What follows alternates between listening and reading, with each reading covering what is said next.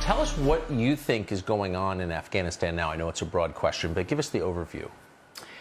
Well, essentially what you're looking at is the collapse of the U.S. will to continue in Afghanistan. I think what people really miss in the whole conversation is that the United States has the power to effect anything. And the Afghans know that. So what's really interesting about living on the ground with people in a country like Afghanistan is that you get to see, when you take away the prism of, political spin and parties and, all the trappings that we have that obscure the truth from us in the U.S., these people, they teach you how to look at things in their most basic form. Yes, right? that is so true. That's what they do, yes. And that's how they look at it. So they know, for example, the United States could bomb the Taliban supply lines right now. They're all coming from Pakistan. Everybody knows it. In fact, they're coming right through the Spin Boldak border crossing, one of the early ones that the Taliban took in the beginning of this offensive. They know that the Taliban doesn't exist without Pakistan. Right, and the Pakistani ISI. They know that the United States ISI being the Pakistani Intelligence Service. Right. And they know the United States funds the entire defense budget of the Pakistani military and intelligence services. So, for example, you could stop the money. You could stop the remittances of Pakistanis living in the United States. You could put sanctions. You could have visas. The whole... Every time you try to address this issue, the immediate response for 20 years of this war has been, you're advocating for war in Pakistan. No, you're not. What they know is there are many things the United States could do right now to change what has happened and is happening in Afghanistan, and they're not doing it. Wait, can I just pause? I'm asking a series of dumb questions. Why would the U.S. government be funding the Pakistani military and its intelligence services?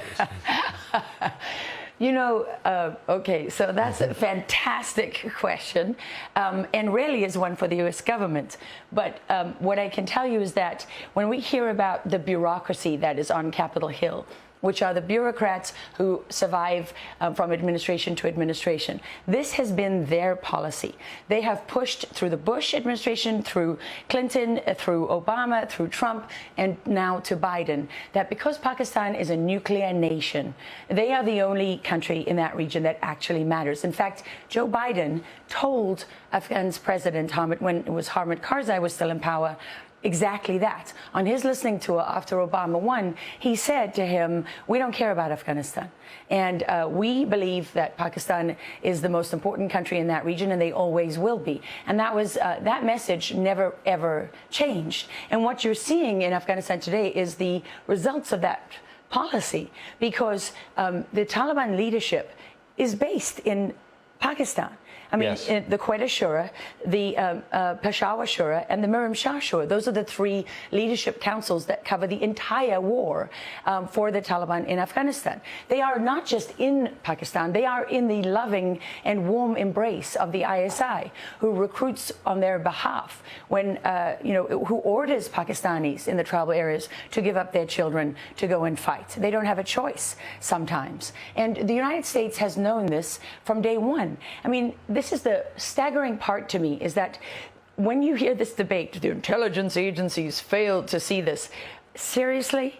The NSA is known as the crown jewel of intelligence collection in the world. There isn't a digital signature in existence that they don't collect and store and analyze and have algorithms and everything else to sort through. The idea that they missed this, do you know what it takes to do an invasion like this? You have to stage forces. You have to plan. You have to have meetings. You have to have, weapons that are moving in. I'm looking at our producers. Are you listening to this? I mean, you have to have deals. You're making... Keep going. I mean, it's so ridiculous. It's as ridiculous as believing that Ahmed Chalabi, some Iranian refugee in the U.S., persuaded the U.S. government to go to war. I mean, that's literally our narrative on the Iraq war. Yes. Seriously? I mean, we get so caught up in the weeds of this. What they want you to believe is that Afghanistan is complicated. Because if you complicate it, it's a tactic in information warfare called ambiguity increasing. So now we're all talking about the corruption and the this and the that, and there's all these complex parts. But at its heart, every single thing in the world, in your personal life, professionally, on the global stage, at its heart, it's very simple. It always comes down to one thing. One or two things. And in this case, in Afghanistan, this comes down to the fact that the United States wants this outcome. whoever's in power right now, whoever's really pulling the strings, and I don't know that, they could do anything they want to change this, and they're not. And you see that on the southern border. You see that with critical race theory. You see that with the violations of big tech. You see it with, I mean, in 1,000 different ways, you see it all around you. And what you know from that... You're telling the truth right now. Yeah. I can just feel, I mean, you know, sometimes when you're listening to someone unveil an insight and you haven't tested it against anything, but you just know it's right, what you're saying is right. It's very simple. You know, you can have a marriage and, you know, be thinking, should I stay with my wife, should I leave her? It can be very complicated. But in the end, it'll come down to one critical, defining, major thing. And everything else flows from that. And that's exactly where we're at in Afghanistan. The United States government could change this even today, and they don't do it. They don't use the leverage they have with Pakistan. They'll give you 5,000 reasons, but it doesn't matter.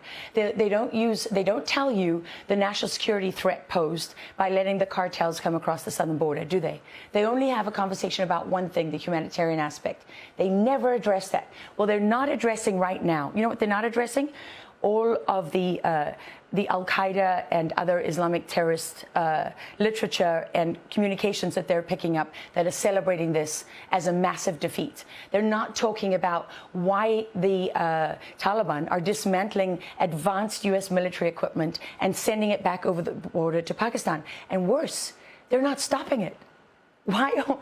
We are, the NSA and the National Geospatial Agency, which controls the satellites, and all of these other arms of the United States government are watching this happen in real time.